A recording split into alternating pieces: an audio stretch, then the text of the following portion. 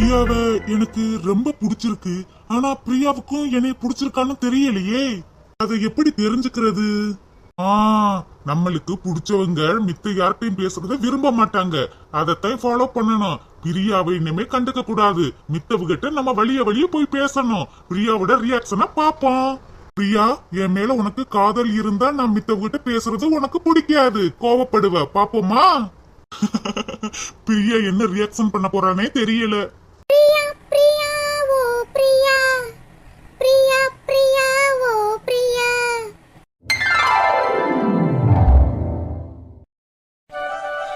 ஏட்டி பிங்கி, சிவா சாரு நம்மளெல்லாம் கண்டுக்கவே மாட்டாரு. அந்த மாதிரி ஆளை நான் பார்த்ததே கிடையாது. எப்படியாவது நான் அந்த சிவா சாரை லவ் பண்ணி ஆகணும். எனக்கு அவர் ரொம்ப பிடிக்குதுடி. ஏய் நிம்மி, சிவா சாரு எனக்கு தாண்டி. ஏன் அழகுக்கும் அறிவுக்கும் எனக்கு ஏத்த ஆளுடி. நானும் அவரை எப்படியாவது லவ் பண்ணிடலான்னு பார்த்தா முடியாது ஓலியே.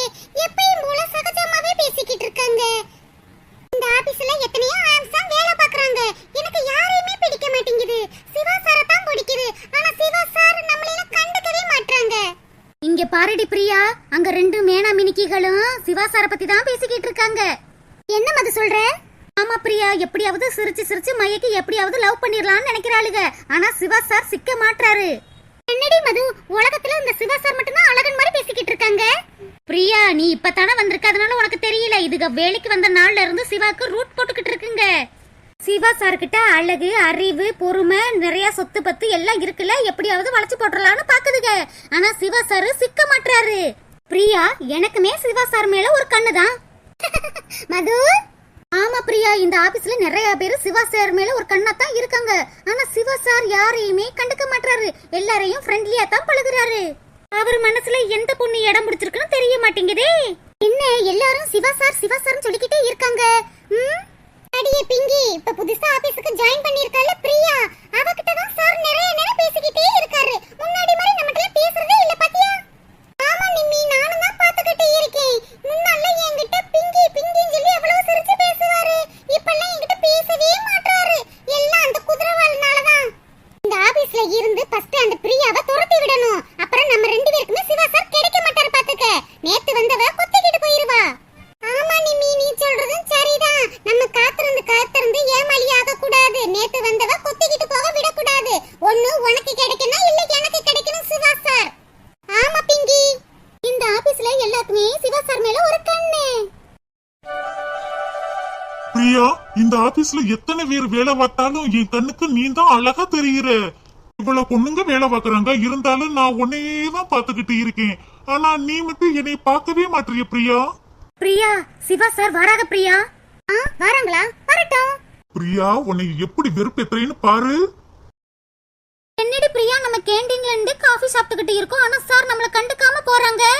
அதான மது, நம்மட்ட தான சார் எப்பவுமே சிரிச்சு பேசுவாங்க. ஆனா நம்மள கண்டுக்கவே இல்ல பாத்தியா? Hi Shiva sir. Hi Nimmi. Hi sir. Hi Pinky. என்ன சார் நீங்க கேண்டீனுக்கு வந்திருக்கீங்க? சொன்னீங்கன்னா நானே காபி வாங்கிட்டு உங்க ஆபீஸ் ரூமுக்கே வந்திருப்பேனே. இருக்கட்டும் நிம்மி, நீங்க எல்லாம் கேண்டீன்ல காபி சாப்பிட்டுக்கிட்டு இருப்பீங்கன்னு எனக்கு தெரியும், அதான் வந்தேன். சார், எங்களை பார்க்கத்தான் நீங்க வந்தீங்களா? ஆமா பிங்கி, உங்களையும் பார்த்துட்டு அப்படியே ஒரு காபி சாப்பிட்டுட்டு போலாம் தான் வந்தேன். இங்கே வரக்கூடாதா? சார், நீங்க கட்டாயமா வரலாம் சார். இது உங்க ஆபீஸ், உங்க கேண்டீன், நீங்க எப்ப வேணாலும் வரலாம். பிரியா பாருடி, அந்த நிம்மி கிட்டயும் பிங்கி கிட்டயும் எப்படி சிரிச்சு பேசுறாங்கன்னு. நம்மள ஒரு வார்த்தை கூட காபி சாப்பிட்டீங்களா என்ன ஏதுன்னு கூட கேட்காம பார்க்காத மாதிரி போயிட்டாங்கல்ல. ஆமா மது, ஏன் சார் திடீர்னு இப்படி மாறிட்டாங்க? இவ்வளவு நாள் நம்மட்ட நல்லா தான பேசிக்கிட்டு இருந்தாங்க. என்ன ஆச்சுன்னு தெரியலையே. நம்ம பிளான் போட்ட மாதிரி அங்க போகச்சல் ஆரம்பமாயிருச்சு. எவ்வளவு நாள் நம்ம பிரியா பின்னாடி சுத்தி வந்துகிட்டு இருந்தோம். ஆனா பிரியா நம்மள கண்டுக்கவே இல்ல. இப்போ ஒரு பொண்ணோட பேசுறதும் தெரியவும் அவன் மூஞ்சிலேயே தெரியுதே கொடூரம். சார் இருங்க சார், நான் உங்களுக்கு போய் காபி வாங்கிட்டு வரேன். இருக்கட்டும் நிமி, நான் போய் வாங்கிக்கிறேன். சார் இருங்க சார், நான் காபி சாப்பிட்டுட்டேன். கப்ப கொடுத்துட்டு உங்களுக்கு வாங்கிட்டு வரேன். சரி நிமி. என்ன பிங்கி, வர கலரும் பிங்க் கலர் மாதிரி மாறிக்கிட்டு வர பேருக்கு ஏத்தாப்ல. போங்க சார், இந்த ஆபீஸ்ல ஏசிக்குலயே வேலை பார்க்கறேன்ல, அதான் பிங்க் கலரா மாறிக்கிட்டு வரேன் சார். ஏன் நல்லா இல்லையா? உனக்கு என்ன பிங்கி, நீ ரொம்ப அழகாத்தான் இருக்க. ஆளையும் மூஞ்சியையும் பாரு. பிங்கி மூஞ்சிய பாரு, மூஞ்சியும் ஆளையும். சிவா சார் ரொம்ப மோசமடி. அந்த பிங்கி கிட்ட எப்படி சிரிச்சு பேசுறான்னு பாத்தியா? ஆமாண்டி பிரியா, இவ்வளவு நாள் இப்படி எல்லாம் இல்லவே இல்லையே. இப்ப திடீர்னு சிவா சாருக்கு என்ன ஆச்சுன்னு தெரியல. அந்த பிரியா கிட்ட போய் இப்படி சிரிச்சு சிரிச்சு பேசுறா. இதாங்க சிவா சார், உங்களுக்காக ஸ்ட்ராங்கா காபி போட சொல்லி வாங்கிட்டு வந்திருக்கேன், குடிச்சு பாருங்க. தேங்க்ஸ் நிம்மி. சரி, நீங்க ரெண்டு பேரும் கொஞ்ச நேரம் பேசிக்கிட்டு இருந்துட்டு அப்புறம் வேலையை போய் கண்டினியூ பண்ணுங்க. நான் ஆபீஸ் ரூமுக்கு போறேன். சார், இன்னும் கொஞ்ச நேரம் பேசிக்கிட்டு இருக்கலாம்ல? நிம்மி, எனக்கு வேலை ஒர்க்கு கொஞ்சம் அதிகமா இருக்கு. முடிச்ச பின்னாடி நம்ம பேசுவோமே.